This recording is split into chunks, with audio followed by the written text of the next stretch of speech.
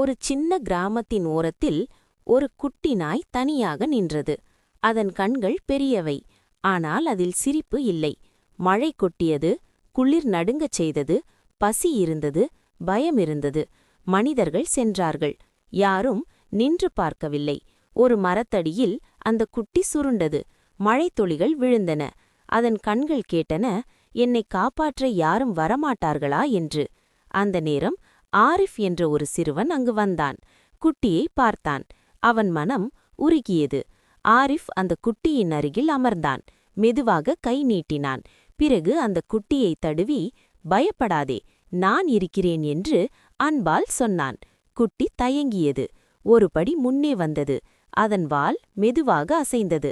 குட்டிக்கு நம்பிக்கை பிறந்தது. ஆரிஃப் அதை தூக்கினான். வீட்டுக்கு கொண்டு சென்றான். வாசலில் வெளிச்சம் இருந்தது. அன்பும் பாசமும் அங்கே இருந்தது. அம்மா பார்த்தார். யாருடைய குட்டி என்று கேட்டார். பிறகு ஒரு துணியால் துடைத்தார்கள். அந்த குட்டி பாதுகாப்பாக உணர்ந்தது. அன்று இரவு குட்டி தூங்கியது. பயமில்லை, கண்ணீரில்லை, அமைதி மட்டும் இருந்தது. காலை எழுந்ததும் ஆரிஃப் அந்த குட்டிக்கு முத்து என்று பெயர் வைத்தான். அம்மா சிரித்தார். அந்த குட்டி இனி தனி இல்லை. நாட்கள் கடந்தன.